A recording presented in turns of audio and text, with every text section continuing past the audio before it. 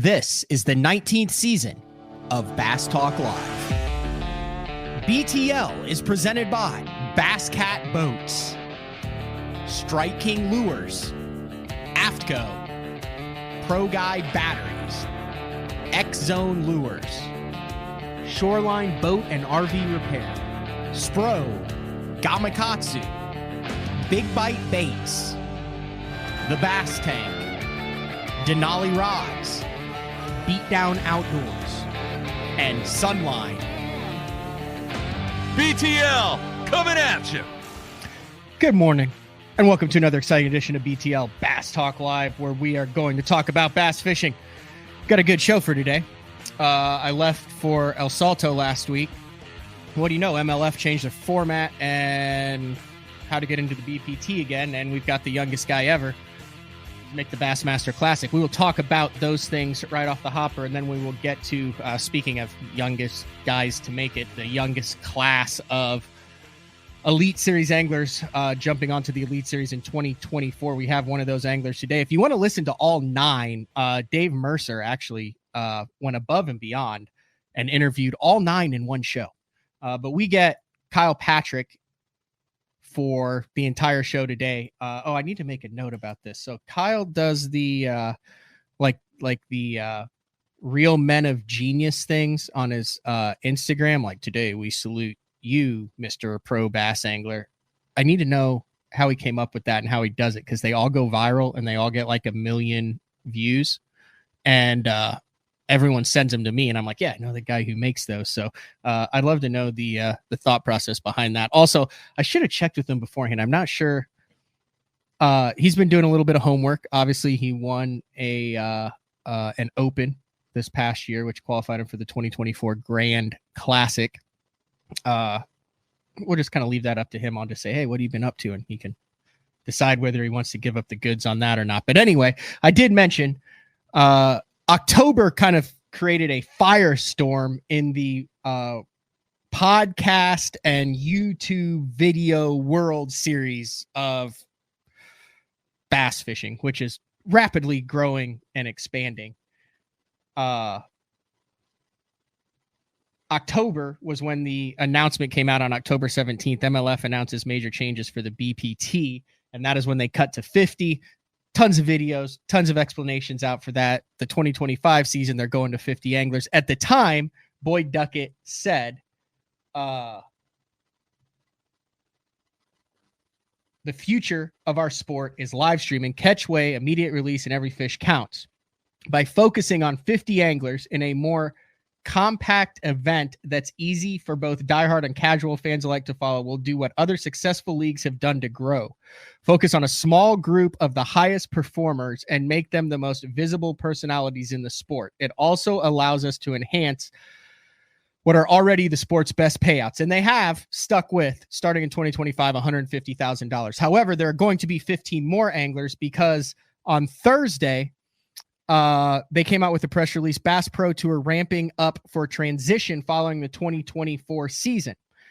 So the Bass Pro Tour roster reduction will now take place across 2 seasons instead of 1. So instead of cutting to 50 in 2025, they're going to now cut to 65, which, after the bombshell drop that they were going from 80 to 50 in 2025, there was an outcrying. We had Jacob Wheeler on the show. There were a number of other anglers that came on the show. And one of the things that definitely came out of that section of interviews was that the MLFAA, the Major League Fishing Anglers Association, the Bass Pro Tour anglers had zero voice, zero decision in that decision to go to 50 anglers. That was a decision that was made at the top and was then presented over a telephone conference call to the anglers, which was surprising to many of the anglers. So in this press release that came out, I believe it was on the 13th, and I just read what Boyd said in October in the press release. This is what's new. After 80 anglers comprise the field in 2024, 65 will compete in 2025. Then in 2026, the field will be reduced to 50 anglers. Anglers will also compete for larger payouts starting in 2025. The Angler Association came to me and asked if we could have a softer cut process. Said MLF president and CEO Boyd Duckett. And angler Boyd Duckett. We are an angler-driven league. So out of respect for our anglers' desires, we will have a 2-year cut process and go from 80 to 65 to 50.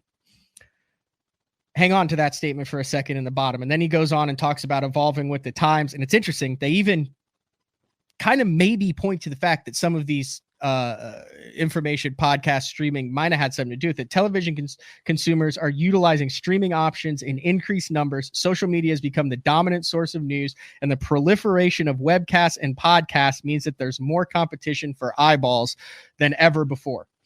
I'm just reading 2 quotes here. And in this one, he says they're an angler-driven league and they're listening to the MLFAA.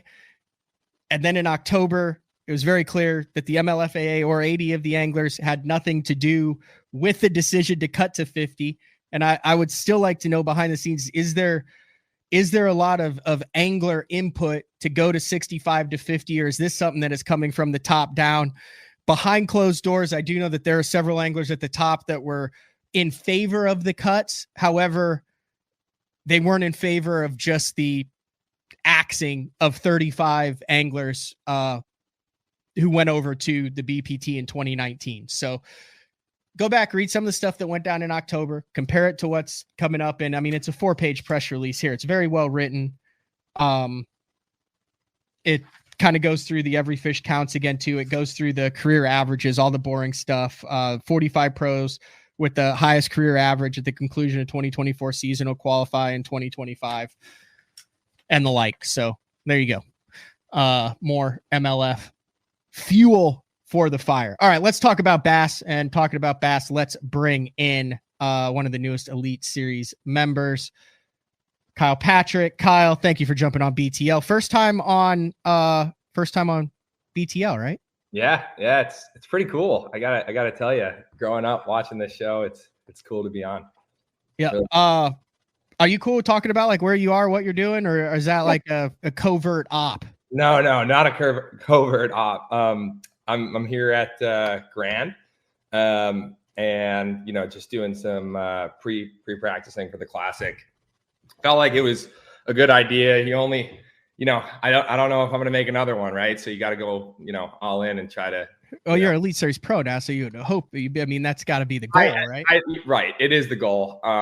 Don't want to be cocky. I feel like I can make another one for sure, but I want to try to do something in my first Classic. I feel like it'd be special to get a really good finish. So just out here, just graphing along, doing a little bit of fishing, trying to get familiar with it. And like I was saying to you earlier, it feels a lot like Lake of the Ozarks in some of the areas, which got me all warm and gooey inside. Yeah. I was pretty excited about it. I've always wondered about the Classic pre-practice because it is a one-off, very unique pre-practice period. The way I understand, it's basically 3 months off limits. Does it go off limits on January 1st? Yep.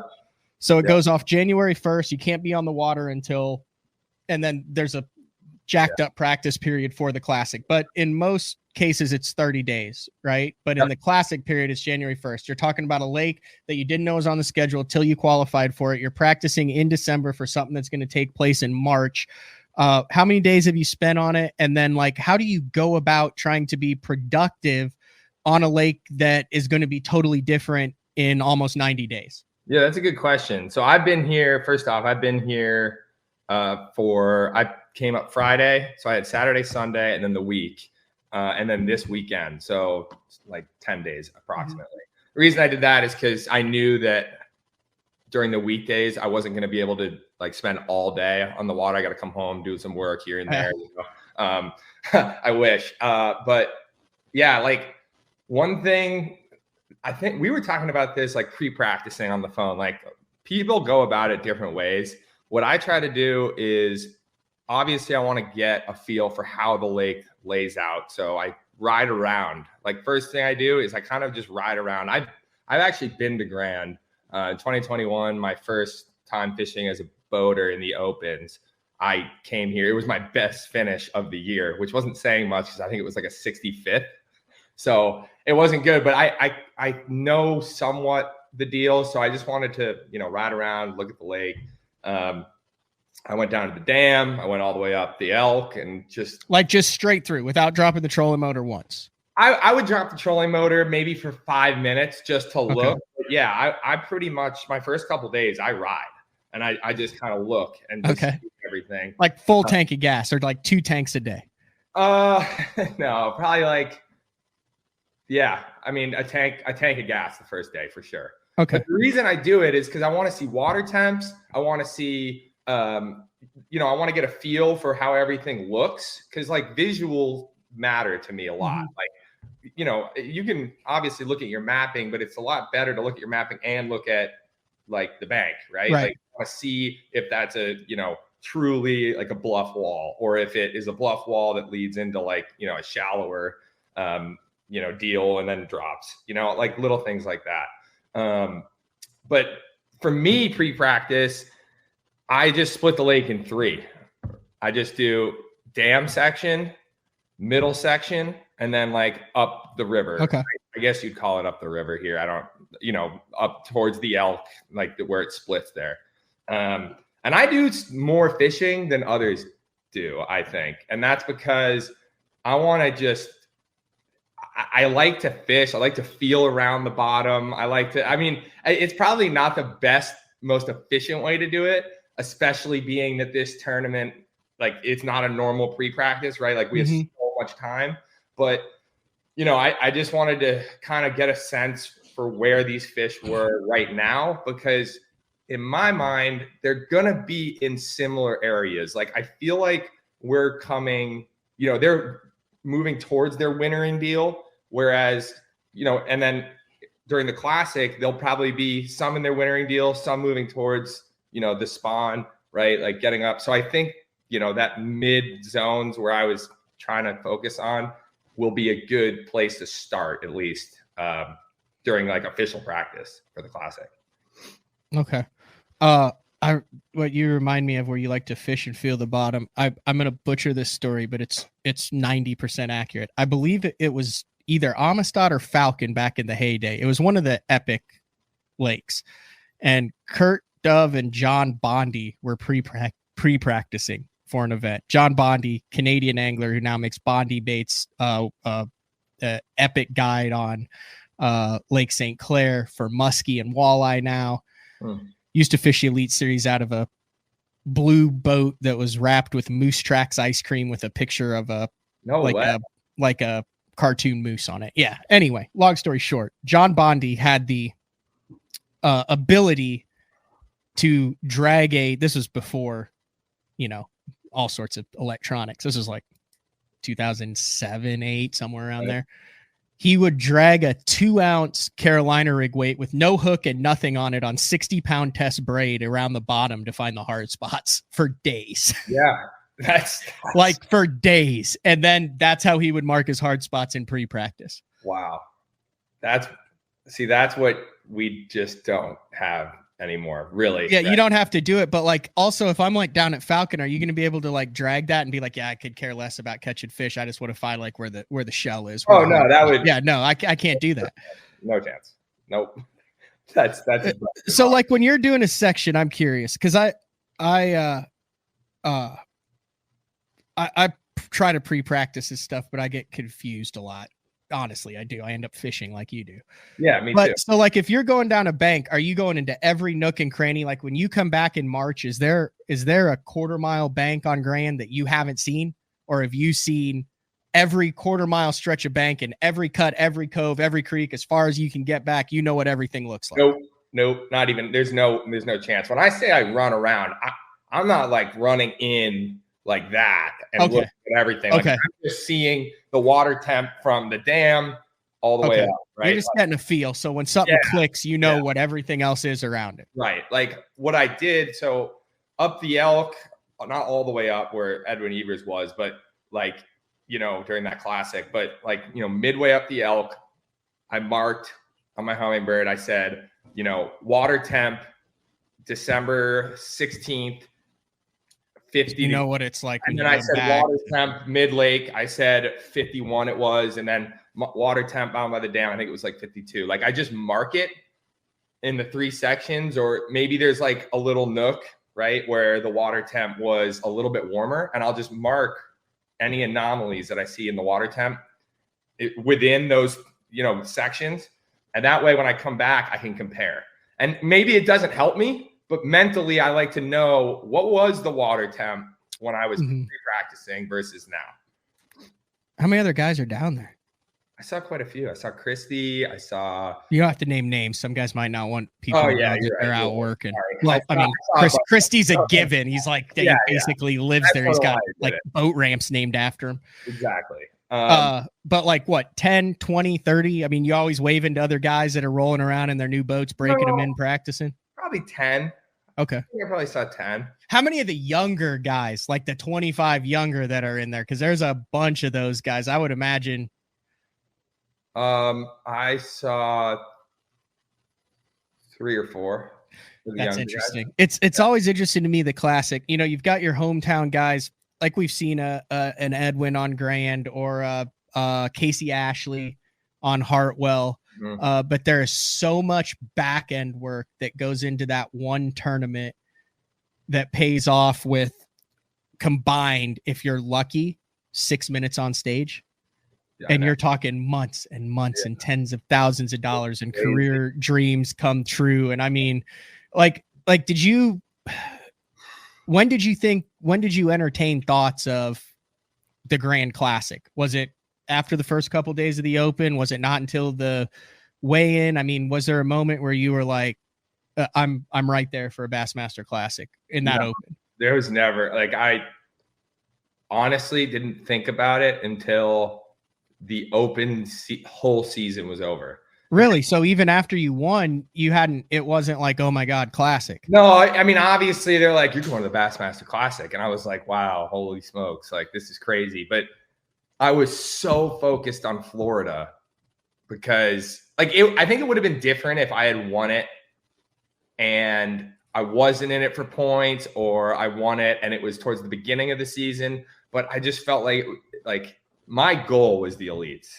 Your goal my goal was the Classic, obviously, but like your goal is the elites. Like everyone in the Opens, like if you ask what is your goal, it's the elite. It's not win one so I can make the Classic, right? Like so I was so focused on that goal I had set that it wasn't a thought, because I felt like it was distracting, and maybe that's weird to me. I didn't really think about it until season was over, had some time to settle down, and then I was like, okay, I should probably go out and peek around Grand. Have you had that moment idling around on Grand, like, oh my God, like this is where it's going to go down? Yeah, it's pretty special. I mean, I came back to the Airbnb and I would watch just to everyone's research. I would watch like the Grand Lake Classic and I'd watch it through and through, and just seeing the weigh in again, like. I'm like, holy smokes, like that is where I'm going to be. It's a weird feeling. It really is. And like, I was with Cooper, he was here, and he was like, dude, it's insane. He's like, you don't even know. Like when you're up on that stage, it is just ridiculous. And so it just got me fired up about it. It's so cool. You doing any of the pre-practice stuff for any of the other stops? I mean, for a guy who made it this year, I mean, it's a pretty damn good schedule for you guys. There's several repeat fisheries, a lot of stuff that you've got to be kind of comfortable with. Are you jumping from here and then running around the country to go put eyeballs on other fisheries, or you just rolling into the Elite Series season? Yeah. So this year I will be pre-practicing. I will be doing that, but no, I mean, I have to balance, I do a lot of work outside of fishing, in the fishing industry, but outside of like actually fishing.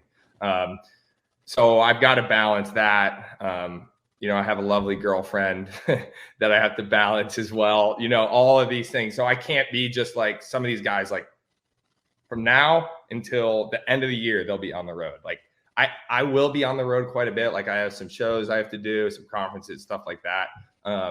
But no, I'm probably going to set eyeballs on the majority of them but in a, planned out manner to where it's not taking all year. Like I'm not going to do like 10 days here, 10 days there. Like I might only get 2 days of pre-practice because I'm already on the way down. Like I'll be doing the Okeechobee Open, that Division 1. I think it's Division 1.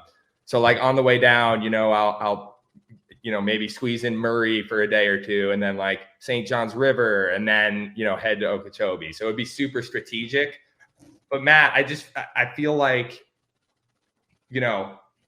I need to give myself as much of an advantage against these guys as I can, because, it's different.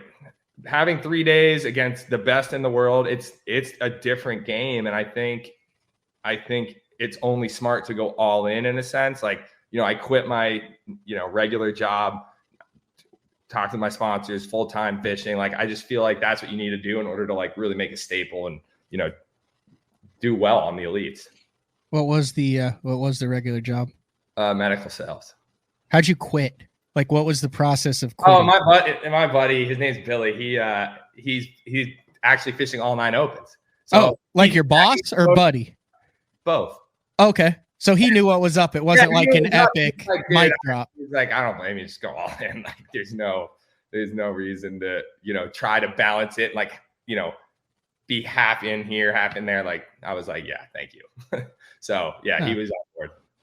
Yeah. Did he fish them last year, or did he go all in after you made it and was like, I want some of that too, so I don't have to do medical sales? No. He's gonna balance both. He's okay. He's very successful with balancing things. I need to be all focused on one thing, or else it kind of, I'm out of balance, I guess. Yeah. Was that a tough decision, or was that like an easy decision? Oh no, easy. When I made the elites, I was like done, all in. Before you had sponsorship lined up for the elites, you were No. I had sponsorships. I had already this has been like something I've been working on for that's one thing that I feel like I've done a pretty good job with, is from day one of saying I'm jumping into the opens. Even before I jumped into the opens, I've been slowly setting myself up for what ifs. Like, what if I make the elites? What if this? What if that? So I'm pretty set as far as sponsors go. I don't know if you wanted to talk about this. I just got a pretty awesome deal. I haven't even announced it yet. I showed a thing of my little sneak peek on your Instagram. Yeah. But I'm partnering with E-Trade, which is a pretty neat opportunity for me, for the fishing industry. And it's going to be interesting. Like, I've never navigated a non-endemic like that. And so it's going to be a cool experience, to figure out how I can add value. Like, 1 second. We're going to go into this. Like this E-Trade, like that, like E-Trade, like the E-Trade. Yeah. It's kind of funny you figure that up. It's like, wow. Yeah. E-Trade. Yep. They're legit. Like, people have probably heard of them. Well, yeah, they're legit. It's E-Trade. Yeah. Well, it's funny. I've told some people, and they're like, Coop with his Canadian, or I guess he's like never heard of it. I'm like, yeah, Coop's also like 17 years old and spends 95% of his time catching lake trout, like in the backcountry. He's a horrible example to ask about E-Trade. He is a horrible example. But I have said, like, who else was I talking to? Will Davis. I saw him and he was like, never heard of it. I'm like, okay, well, but no, they are, very legit. And that's what's kind of scary about it, Matt, is it not scary, but it's a new thing for me, because I've always dealt inside the fishing industry. Yeah. So I'm gonna need some help from, people that, like yourself, all of these people that have. You don't want help from me. Okay, well, that have maybe had experience with a non-endemic. Like, I've got some really good ideas. I just need help executing it, and I think I can. It's gonna be cool. Are you, to the extent that you can? How the heck did that come about? Like, how do you end up with E-Trade on your boat as a 26-year-old Elite Series rookie? Yeah, so it's funny. So part of it's connection based, but part of it is I'm a pretty decent salesman, and I don't have, I approached it differently, right? Like I don't just send in like I had the right contact from a connection that I had 3 years ago. And I bank and I invest with E-Trade, right? So I had some like, prior. You had your foot in the door. Right. I had my foot in the door, and I just, I reached out. I said, hey, listen, like I've just basically had my dreams became reality. I'm fishing the Elite Series, the top level, like I equated it to when I had an in-person meeting, I basically equated it to the PGA Tour because they were asking, like, how does it work? What is this? Like, and we were talking about the, finances behind it, like how much it costs to do all of this. And, how do you get there and all that? And I just kind of went into it all with them. And I said, I think there's opportunity here. And, the in-person meeting went really well. I think I had 2 of them.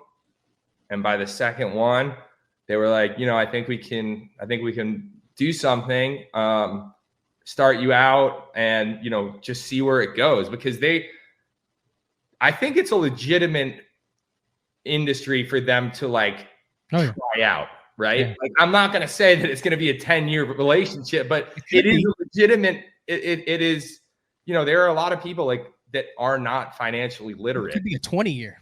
Right. Could be a 20-year. But I think the fishing, like a lot of pro anglers, a lot of anglers, at the club level, wherever it may be, they may need some guidance financially as far as maybe, investing goes, or, 401k, whatever it may be. And I think E-Trade could help like with some sort of program or something within bass fishing. I don't know yet what it's going to entail. Like, go ahead. Okay. I'm just picturing this. So like in-person interviews, are we talking like suiting up, going to the corporate offices, like taking the elevator to the top, sitting down with like a PowerPoint saying, you got the Windsor knot on the tie, you take the jacket off, you say, I'm Kyle Patrick, and this is my portfolio? No. So what it was, I was dressed nicely, right? I not suit and jacket, because that's not what it is, right? Like that's not, so I had like a, a nice button down, went in there. I had my pitch deck, which I'm sure you have one for BTL or whatever, right? Yep. And just kind of discussed and went over my thoughts with them on how, because they have a sports marketing division, right? So they just how I can help them provide value or get value and provide it, right? So and they thought, it had potential to be successful. I mean, it, like I said, it could be a 1-year thing or it could be a 20-year thing. So, I really truly believe there's value there for them. Oh yeah. I really do. What's the hardest part of pitching to a non-endemic? Like, was it hard to get him to, because that's what I think what a lot of people miss the boat at the professional level is they don't know how to it's a weird deal. Like professional fishing is a weird deal. So like, was your pitch more on the value it added to them, or did you have to even like go back in and explain like how the whole thing worked even? Yeah. Had to explain the whole thing, how it worked. I said, basically, this is how I laid it out. I said, basically I was on the Corn Ferry Tour in PGA. I made the PGA Tour. We have numerous Corn Ferry Tour players that are dedicated listeners to BTL. I'm working on getting one on the show, actually. They listen to it like on a weekly basis. Like I was supposed to go watch that tour when it was in Norman. Storms blew it out. Anyway, side note. No, that's actually really cool. So yeah, Corn Ferry Tour is the Opens, PGA Tour is the Elites, the Classic is the Masters. And that's how I equate it. Now, I say, now we're not getting the numbers. That's funny. We're not getting the numbers at the Masters. Yeah. Right. Like, but I also talk about like, there's a lot of new wealth coming into this fishing industry. Like there is a lot to be said about how much this is costing now. Like, not saying it has to cost a lot, right? But there is a big thing happening. And I think you'll see it over the next 10 years. Things are changing. Like, it's not like when a lot of people hear professional fishing, they think, like redneck, like, there's still a bit of a stigma. There's a bit of a stigma. Exactly. But, it's changing. Not saying that's still not the case, but the finances are changing, and there's no denying that. Like, I know we hear a lot of negativity with, you can only make it if you're wealthy, blah, blah, blah. That's not true. I know firsthand, like there's a lot of ways to make it, but it is changing, and there is a lot more wealth coming in. Mm-hmm. And so I just talked about the whole dynamic with them, and they were interested, right, Matt? Like, they were like, this is so cool. Like, how does it work? They started asking, like at the classic, like, how do you weigh fish inside of a stadium? Like, all this stuff, right? Like, stuff to us that we're just like, what do you mean? Like, they just bring it in. But to the average person, he doesn't, they don't know. That's cool. That's a congratulations. Did you go home with the girlfriend and like pop a bottle of champagne after you got the contract? Yeah, we went out to sushi. It was pretty cool. Are you a sushi guy or a sashimi guy? Both. Really? I love food, man. Like, I love food. Have you tried the bluefin tuna belly? What'd you say? Bluefin tuna belly. It's like bluefin tuna sashimi, but it's like a strip of the belly, so it's got like a little bit of fat in it. Ooh. It's like A5 Wagyu of. Wow. I tried it at ICAST last year. I was with Rick Harris, and it comes in like 2 pieces for like $18. And I blew my entire food budget for the week on literally in the first half hour we were there. Just gone. Funny. I was like top ramen and pizza for the next 5 nights. Yeah, exactly. Holy smokes. No, that sounds good. Yeah. We went out, had a good time. It's cool. I'm curious to see where it goes, the whole E-Trade situation. So you seem like pretty dialed in. Like you're a couple months away from the season starting. There's been videos out there, guys who are like, dude, I'm not making anything. I haven't made anything. This thing is not what it seemed to be made. Like, you seem to be a guy, and correct me if I'm wrong. I don't want to like to put words in your mouth or box you in, but you seem to be a guy who like has your stuff together, has gone out and has made it happen to where financially you are set up for success on the water, and you aren't going to be looking for $10,000 checks to get to the next event in 2024. That is correct. It's hard, man. Like, there's no denying that it's really, really challenging. I've worked pretty darn hard to have what I currently have available. Like, I am very fortunate, right? Like, I feel very good about where I'm at. And you are correct. Like, I do not look, is it going to hurt if I don't cut a check next year at all? Yes, a ton. Like, I'm going to be like, dang, now I'm feeling pretty tight. Like, cause between rent, truck payment, like all the things, it's good.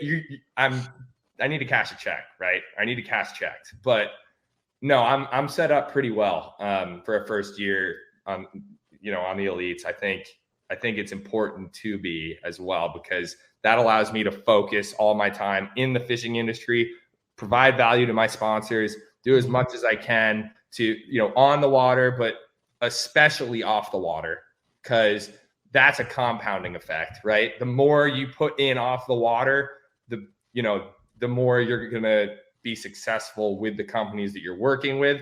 And I think that the more you struggle, like financially, the less time you're putting in off the water, because you have to supplement that money with, like working, like not in the fishing industry, but like working, a job, which is fine. There's a lot of guys that do that, but I want to be totally involved, like day in, day out in the fishing industry, and just grow in this sport. Like that's what I want to do. And I think I've set up at this point to do that. The other thing that's nice is, you did 46K in the last in the last 3 opens, probably add another 5 or 6 at least K in incentive money, and then you get 10K in the classic, regardless of how that turns out. So there's 56K right there before March, from October to the beginning of the year. Basically, yeah. Oh yeah, you had Phoenix money and all that. But real quick side note, what Bass is doing next year with the payout for the top 10 anglers and the 36,000 for the angler of the year, really doing a good job of helping those 9 guys coming in next year set up. So tip of the cap to Bass for that. All right, I want to give you a chance before we take a break. We've talked a lot about E-Trade. It's probably the sexiest of the incoming sponsors that you have, but anyone else that you're working with that you're excited to bring on board that you want to make sure gets a shout out on the show, and that listeners and viewers can kind of be on the lookout for this year? Yeah, totally. My actual title is Powerhouse Lithium. They're doing really cool things in the industry as far as like boat electronics go. They focus all of their I work a lot with them, and I know you have another battery sponsor on the show. No, it's all good. But yeah, like they focus so much on making totally redundant like systems in your boat to where there are no issues. We care a ton about the angler. We're only involved, like we don't do like, as of right now, we're not like focused on like RVs and golf carts, and like we've been in the fishing battery, like bass fishing battery setups. Like that's what we do. And it's pretty cool to work with a company that is as, you know, that has such a phenomenal system that I trust completely. And they're the title. I've been working like with them for a while now. And great dudes over there. Douglas Rods, love those guys. I don't want to like sponsor plug the whole time, but no, that's not sponsor plug, because it's interesting. A lot of the stuff, you know, I think we kicked the year off with the most interesting man in bass fishing show, and that would be the one Fred Kintawi, who has done a lot of design for Douglas Rods. So you know Fred. Oh gosh, is that a bad title? The most interesting man in bass fishing? Oh no, he is the most interesting man in bass fishing. If you know that dude is eclectic. Dude, unbelievable. I'm actually headed out to Sacramento to do to the sport fishing show out there. And I'll be spending some time with Fred. I'm jealous. Yeah, I'll be spending some time with Fred, going to Clear Lake. I'm pretty excited about that. Yeah. Hold on. Work the whole time, except I'll be doing 2 days on Clear Lake after, which I'm with Fred. Yeah. Yep. Okay.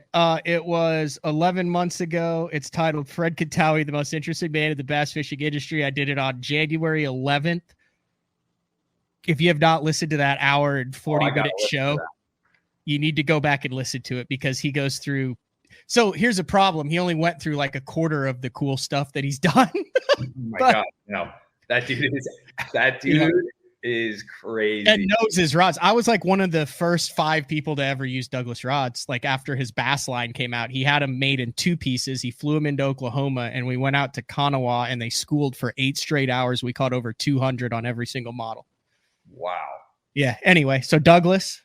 Yeah. So Douglas. You start naming them, I put you in a pickle, because then you feel like you're obligated to name all of them, and you don't want to leave anyone out. I'm giving you a get out of jail free card. I put you in that position. I'm sorry. No, that's okay. You know, Chatty Boys, they do Marine Electronics, K&K Customs, big time power pole dealer, Marine Electronics as well. You know, Sunline, AFCO, B-Town Outdoors. You and I have talked about. Oh yeah, you did. You got that on Beatdown. Yeah. That's the new power poles. Everyone's going to have a Beatdown within the next 3 years. Dude, it's no questions asked. It's honestly impressive.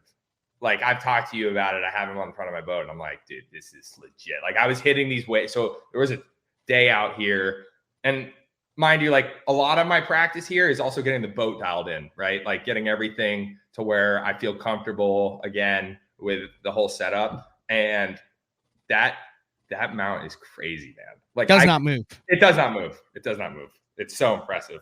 And they've got some really neat things coming out that I think a whole lot of people are gonna be interested in. But it'll be good for those 7 graphs that you have up front. Dude, it's funny, man. People are really what is it, man? Why do you think people are so like fired up right now? It seems like there's a lot of negativity, and it's super easy to like get people like all angry. Like the amount of comments, like hateful, like comments out there, it's pretty impressive. And it hasn't always been the norm. Right? You want to know my honest opinion on that, and then we will take a break. I tell this to anyone else who's in the industry. It's a good thing once this is I've never said okay. It's a good thing once you become an entity and not a person with feelings, because that means that you have done something right to where you're a part of the scene, and people stop looking at you as just a person doing things, and they look at you as an object, for lack of a better term. Yeah. And I have a lot of amazing one-on-one personal individual connections with the BTL listeners. I don't answer nearly as many as I should or could. But I've had some incredible interactions on a daily basis with people where you actually connect to them, then you get to meet them, and it's fantastic. But I think there's just a segment that, whether it's a shitty boss at work where you just have built up anxiety, you sat in traffic for an hour, things aren't going the way you expected, your home life isn't great, you're stressed out about stuff. And if you have to have an outlet on that, and it's a thing or a person online that allows you to kind of express that outlet and get some of that anger out and express that energy, that could keep you from going home and expressing that energy to people who don't deserve to express it. So you're out there in the public ethos and you want to take the good comments and take the bad comments. I always look at it as you have to look at it 50-50. I had a hockey coach once when we were 15-0, and everyone, in junior hockey, and we had a columnist and stuff, was talking about how great we were. And, we were all, oh yeah, we're the best. And then we lost 10 in a row. And he started writing about how bad we are. And we're like, oh, screw that guy. And he comes in with the paper and he's like, dude, you can't take the good, you can't take the bad. He goes, it's all that. You're putting yourself out there. You're opening yourself up to both of it. It's how you respond to either of it with an even keel. Yeah. No, 100%. I just think I think that's partly what I was saying. We'll go but I think it's partly what I was saying about the industry changing. I don't know why there's so much in the industry. It's like, because honestly, it's freaking views, man. Like you want stuff to get fired up and get views, but then people get pissed when people give their opinions. But I also think it has to do, like I said, with the industry changing, with these young guys coming. And I'm considered a young guy. You are a young guy. I am a young guy, yes, but is 26 young? Like, when did look back at 26 is young, Kyle? I know it is, man, but like it's not like, yeah, I guess it's young. I mean, I'm looking at the people that I qualified with, and I'm the second oldest. No, you're the third oldest. Third oldest. Okay. Ben's like 32. This bad that I know this, but I think Ben's like 32, and then 27. What's his name is John Garrett's 28. Okay. Well, yeah, I just, when, like, if you look back, I feel like making the elite at 26, like it was young, like, 30 or 20 years ago. Yeah, that's still young. Yeah. Okay. You're not even going to be 30 for like another 5 years, dude. Yeah. 4 years, but yeah. Yeah. That's like really young. You know what I was doing at 26? You don't want to know. Yeah. I've had my time in college. I already got that out of the way. All right, we're going to take a break. When we come back, I have no idea what we're going to talk about. We'll figure out something. It's BTL on a Monday as we rapidly approach the Christmas season. Also, I do want to point out, we're doing back-to-back shows today. Immediately after this show, we're going to take a 15-minute break. We're going to come back. We're going to do day 4 with the man, Frank Scalish. Since Thursday, I'm going to be out in California on a beach in Southern California doing Christmas out there. So we're going to do Frank Scalish is going to be live at 10 a.m. Central Time, 11 Eastern Time, and we're going to dive into my trip to Mexico. I was throwing some of those numbers out there with you earlier, Kyle. It's absolutely insane. We might touch on that when we come back. But BTL on a Monday with Kyle Patrick. Oh, remind me, I also want to get into how you did the Real Men of Genius stuff. That's what we'll talk about. It's BTL on a Monday. We'll be back right after this. The new Puma STS has been redesigned from the ground up. With the angler, design, function, and performance in mind, nothing on this new offering was compromised, and the only thing carried over from the previous version is the name. Based on the Soft Touch series hull that started with the flagship Jaguar, this new model is nimble and performs incredibly well at all speeds with either a 250 or 300 horsepower engine. Featuring a new 96-inch wide-body footprint, this hull measures out at 20 foot 7 inches in length. Industry-leading design coupled with tournament-winning performance. The Puma STS from Basscat. Feel the rush.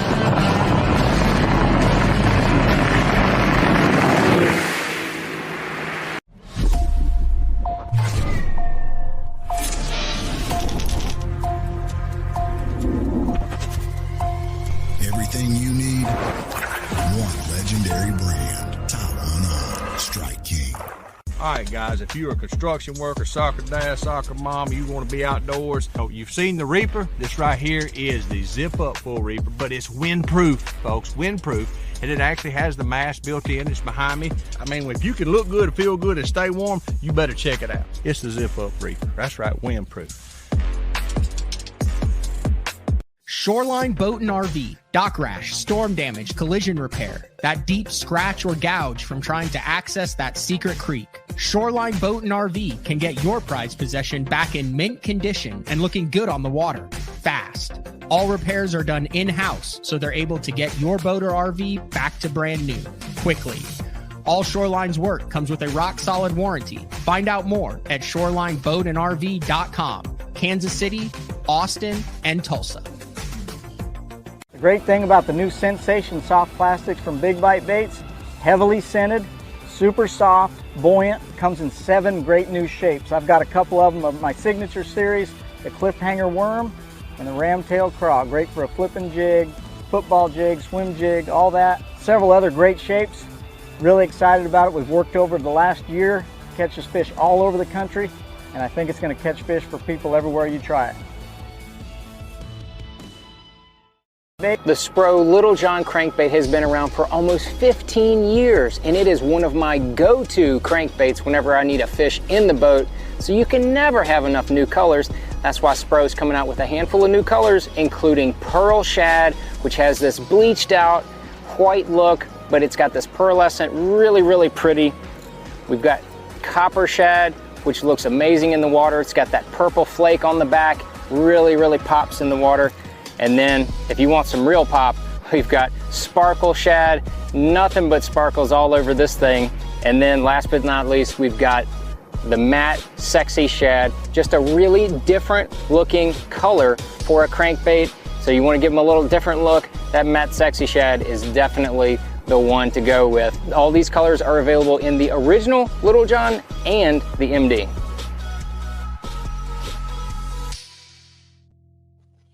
All right, welcome back. BTL on a Monday. Kyle Patrick, Elite Series rookie, joining us. How'd you come up with the Real Men of Genius fishing deal? Because, I mean, you have to have, like, how many millions of impressions has that created for you? Oh, was that you? You came up with that, right? Yeah, me and my buddy who helps with social stuff, we started messing around. Now, we started messing around with just new stuff, right? Like stuff that people haven't seen. There's a lot of stale content on social media, especially in the fishing industry. Like in our sport, like a lot of the same stuff gets put out, which is fine. Like it is what it is, but we just wanted to be very different. Like I wanted to have a different approach to, like, of course I'm going to have my sponsor stuff on there and like, like maybe a blast off take picture or something. But I think and this is why Ben Milliken's so successful. He kind of, provides like different ways of bringing in people to view his content, right? Like he might have a video fishing in a drain, or like, he might have a video of something that has nothing to do with tournament bass fishing. And I think that's how you get all of the views, like tons of views, because, for example, I'll look at it right now. So, like on just like, this is 1.9 million. Yeah, this is insane. Yeah. It is pretty impressive, honestly, how successful they've been. Here it is. Today we salute you, Mr. Fly Fisherman Aficionado Guy. You have more fly patterns than the Blue Angels and more knots than a Boy Scout on steroids. I mean, you've got like 10 of them. Yeah. We've got a pretty good system figured out for making those videos. Like, there's gonna be some really funny ones. I've got some funny ones coming out. You do the John Madden stuff. Yep. A dead bug. Now watch how controlled he is when he loses this fish. No swearing, keeps his composure. The man is a true professional. Here's another monster bass that Kyle lost. No! My goodness. Does he kiss his mother with that mouth? I mean, dude, like, these things are getting pretty legendary. Yeah, they're really funny, man. I mean, and I can't take all the credit. Like I said, I have one of my buddies help me like come out with it really quickly, right? Like sometimes, like if I'm driving or something, he'll help do it. But we used a couple different tools to make it happen. Like, obviously, like, those voices aren't actually, Well, yeah, I believe John Madden is no longer with us. Yeah, exactly.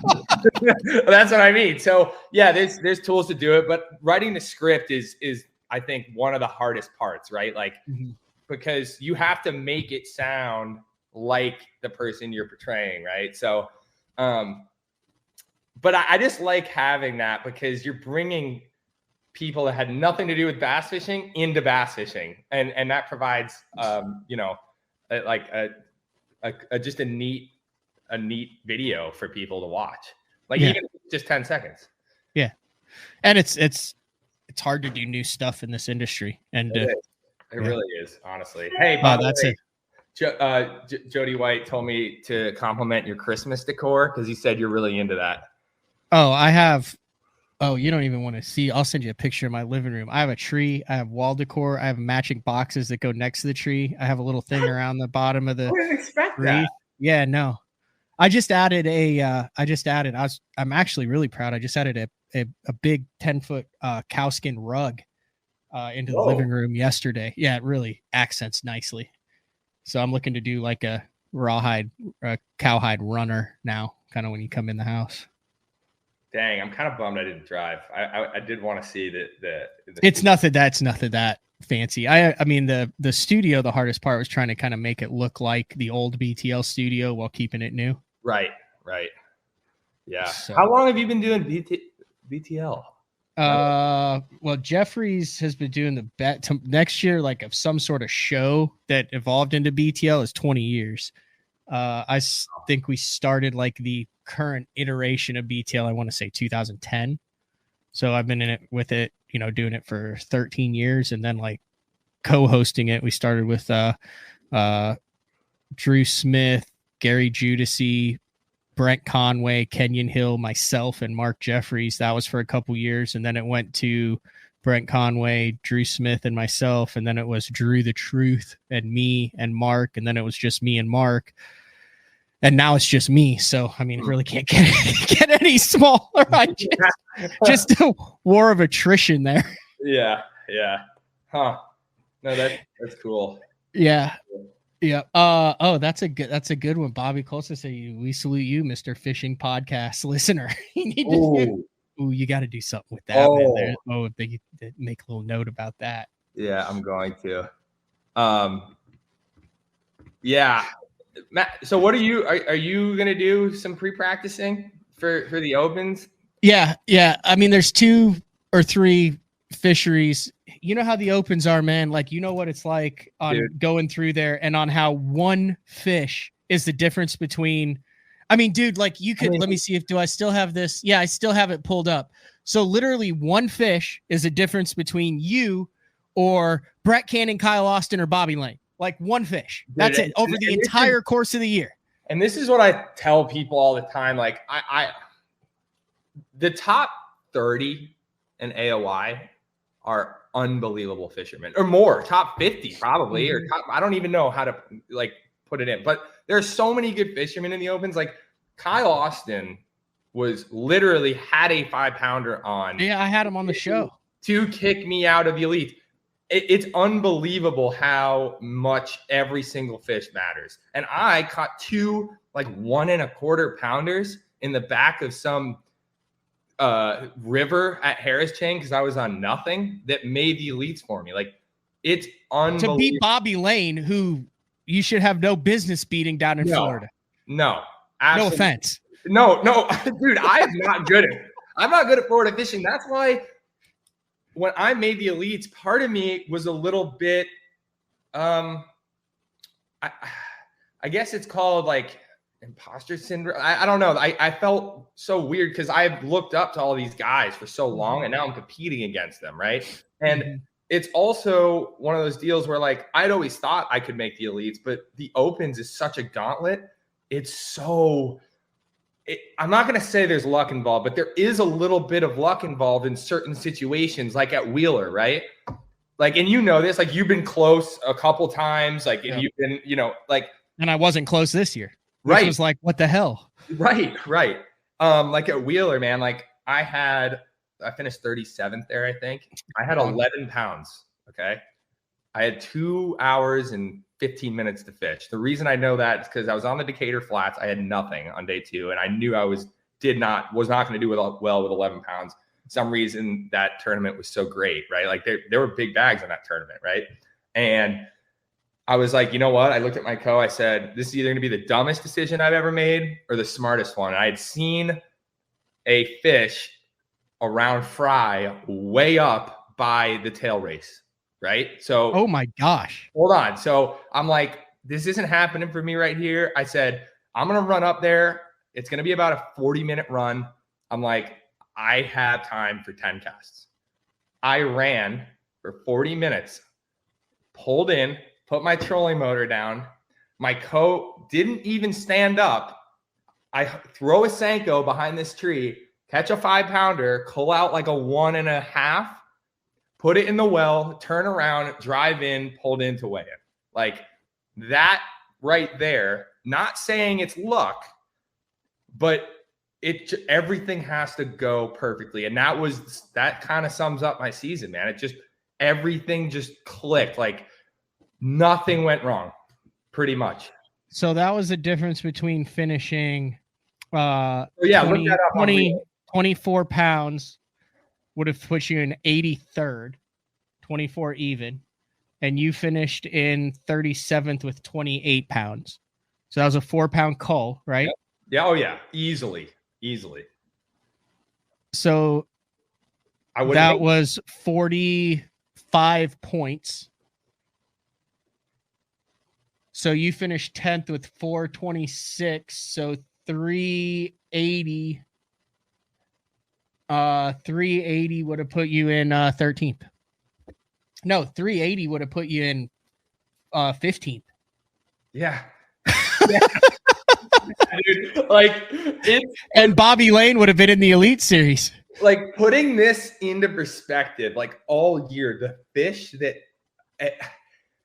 you almost can't think about it because it is so unbelievable how much every single thing matters. And if you think about it when you're on the water, it'll almost spin you out because that's how much every fish matters. Yeah. Like, gosh, it's crazy how the opens are. Like, just unbelievable. That's the thing that kind of ticks me off about the dinking and dunking, because Cody's saying that I'm doing mid-pack dinking and dunking. I've had the fish on, like Kyle's talking here, for 2 out of the last 3 years to be on the Elite Series with a freaking pink worm and a spinning rod. Yep. Like 90% of my fish. Yeah. 90. And this year I power fished, I fished clean, and I caught 15 inches all year. Yeah. Yeah. Like, to be honest with you, like, so that pink worm that you throw, I would say 80% of my fish this year came on that Missile Baits magic worm. It's a little bit thicker than the robo worm that you throw. Yeah. I throw it on 20-pound test. Yeah. So with a 2-aught. So same profile, except I get every fish in the boat. Like, I may or may not throw the magic worm quite a damn bit. Yeah. Yeah, that is the deal. It really is. That and a jig. I literally stuck to all year a jig, the mat. This is all 20-pound test. And then the only thing that isn't heavy line that I threw this year was obviously in the St. Lawrence, like drop shot, stuff like that. But then the Senko, 12-pound straight fluoro. I throw straight fluoro on my Senko. Wacky. Last question, and probably the most important question that Pete has. Have you chosen a walk-up song for the Classic yet? No, it's been on my mind a little bit. I've got a few in mind, like some Motley Crue, maybe. Like the some old school. Yeah, I love Motley Crue. I really do. So I'm gonna try to do something along, those lines. Like I have it on Pandora. Like I don't get me wrong, I've thought about it. Like I'll be honest. You're the guy who favorites all the songs, is like that's a possibility, and then you have a playlist of potential Classic entrance songs. It is, dude. That's you. It's important. Like I don't want to mess it up. That's you. I have had numerous conversations with Dean Rojas, who comes in to jump.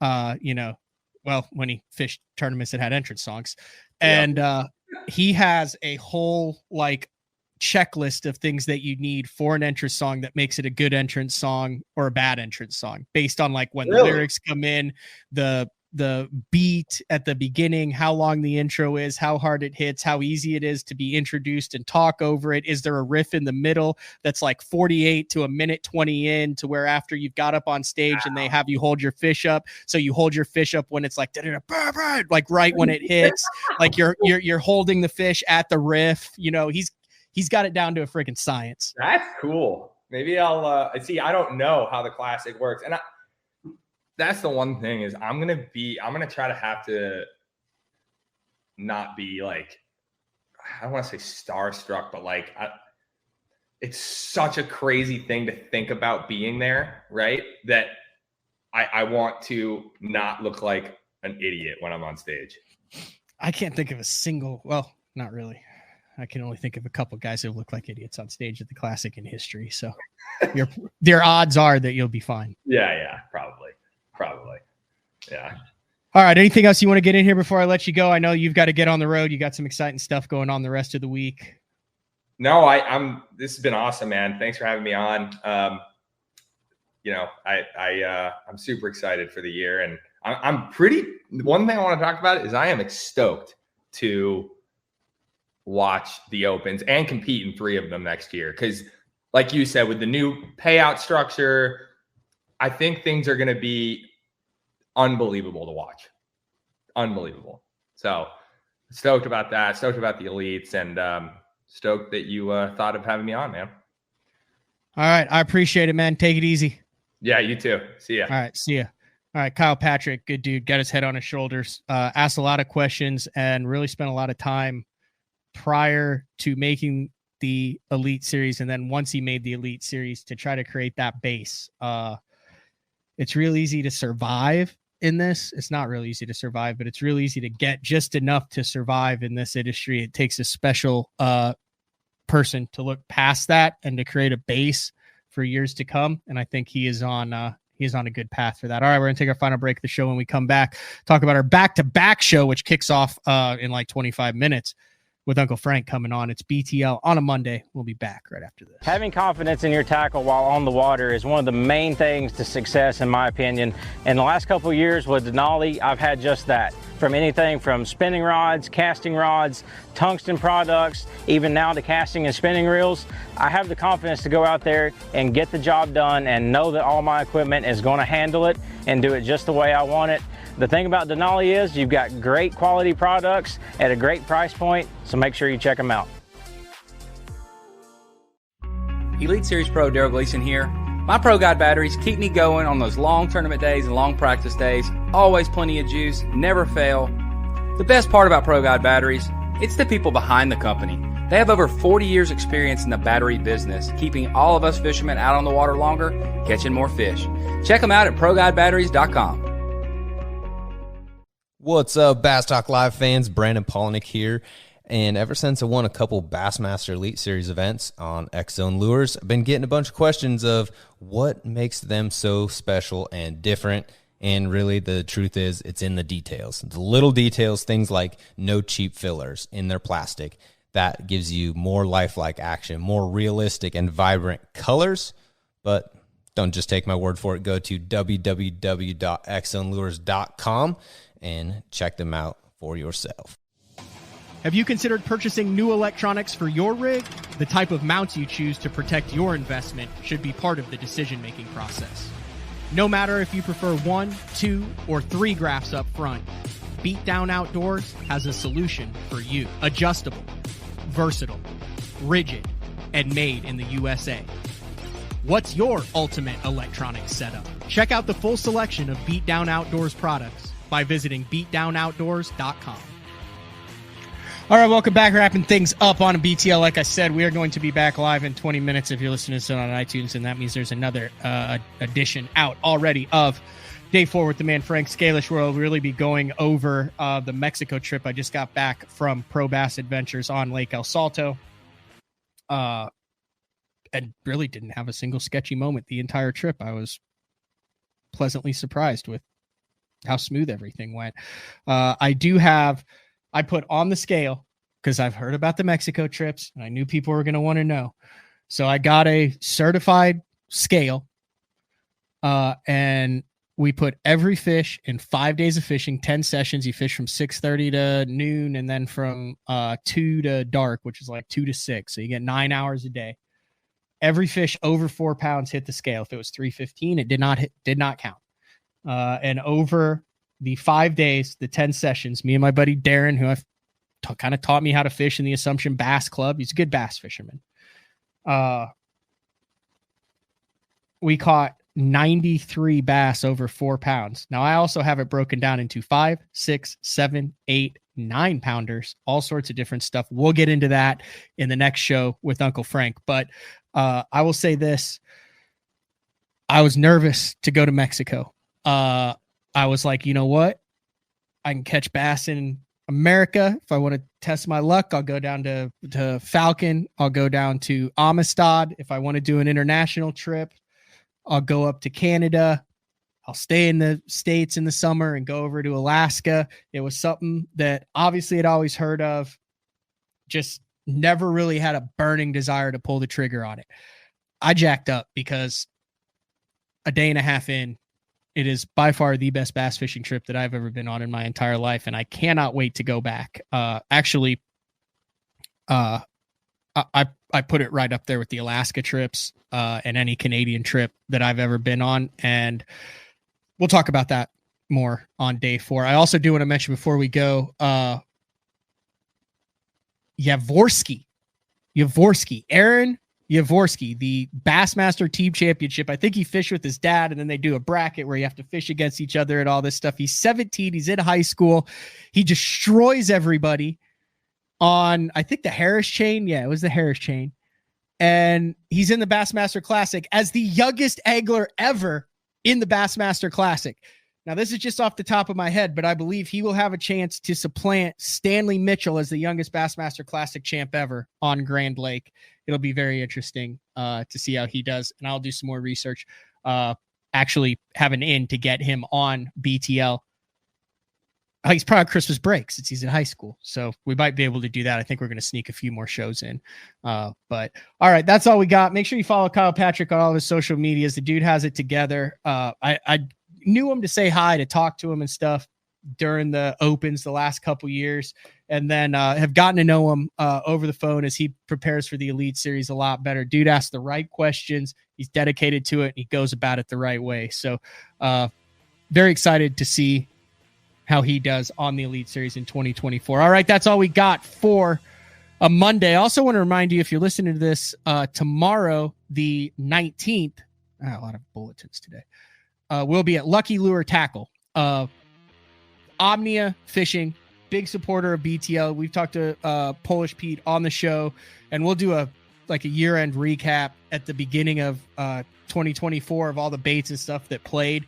But one of the things that they're cool with, and before I signed a deal with Omni, I said, listen, I'm going to continue to support the local tackle manufacturers, the small stores in the Oklahoma area, whether it be Tulsa Tackle, whether it be Lucky Lure Tackle.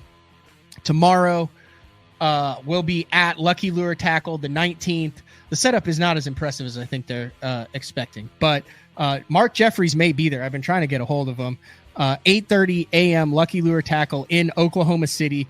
We'll be there. They're going to have a bunch of deals on. I think they just launched some really cool stuff. There's a bunch of AFCO stuff, a bunch of BTL sponsored. And like before I went to Mexico, I went in, I got 5 packs of swim baits there. They're pretty much all that I use. Great selection. Guys who know what the hell's going on. If you are in the Oklahoma City area, look up Lucky Lure Tackle, 8:30 a.m. on December 19th. BTL will be there live at 8:30. Yeah, that's all we got for today. We'll be back in a couple minutes with a day 4 show with Frank Scalish. All right, see ya.